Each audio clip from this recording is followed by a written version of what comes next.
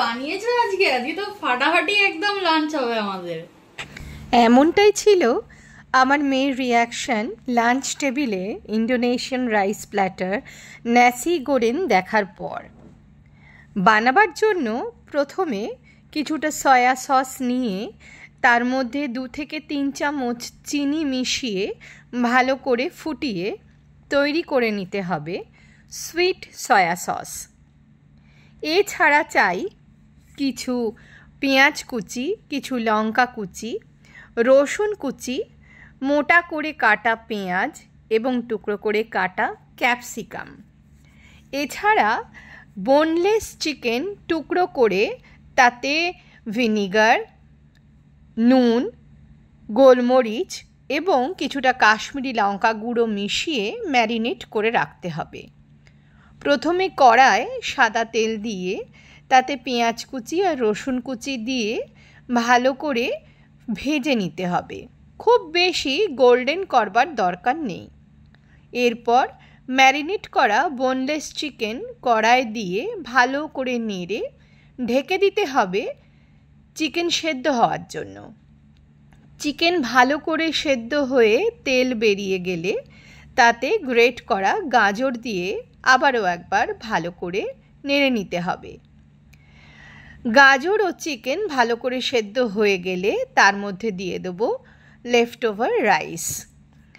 Rice দিয়ে নাড়ানাড়ি করে তার মধ্যে মেশাবো তৈরি করে রাখা সুইট সয়া সস, অল্প একটু নর্মাল সয়া সস, গোলমরিচ, নুন এবং টমেটো সস।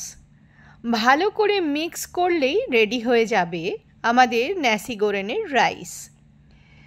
এই রাইস লেফট ওভার রাইসেই বেশি ভালো হয়। কেউ সদ্য তৈরি করা রাইসেও করতে পারেন, তবে টেস্ট বেশি ভালো হয় লেফট ওভার রাইসে। এবার এই রাইসের সাইড ডিশ হিসেবে তৈরি করব সুইট সয়া চিকেন।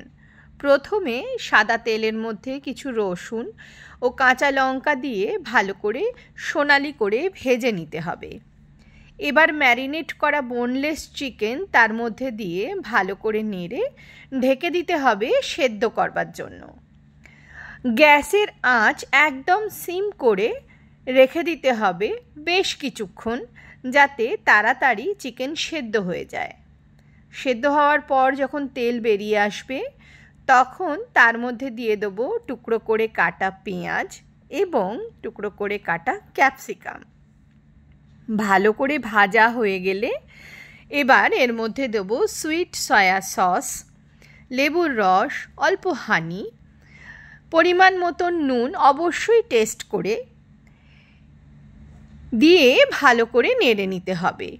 এবার ভালো করে নাড়ানাড়ি করবার পর ওপর থেকে সাদা তিল ছড়িয়ে দিলেই তৈরি হয়ে যাবে ন্যাসি গোরেনের side dish sweet soya chicken. এছাড়া বানিয়েছিলাম কিছু ক্যারেট স্যালাড।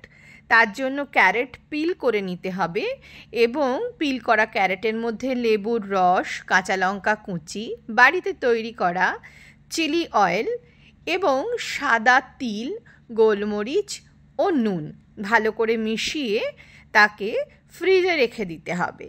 তৈরি হয়ে যাবে ক্যারেট স্যালাড। এছাড়া তো রয়েইছে আমাদের সুইট সয়া সস, যার মধ্যে কিছুটা কাঁচা লঙ্কা কুচি মিশিয়ে রেডি করে নেব সাইড ডিশ হিসেবে। এবার তৈরি করব Sunny side up egg fry, যা কিনা ন্যাসি গোরেনের জন্য একদম অপরিহার্য অঙ্গ। এবার প্লেটিংয়ের পালা। প্লেটে রাইস রেখে তার উপরে সাজিয়ে দেব সানি সাইড আপ এগ, সাইডে রাখবো চিকেন এবং সঙ্গে থাকবে ক্যারেট স্যালাড আর সুইট সয়া সস তো রয়েইছে। তৈরি হয়ে যাবে আমাদের ন্যাসি গোরেন।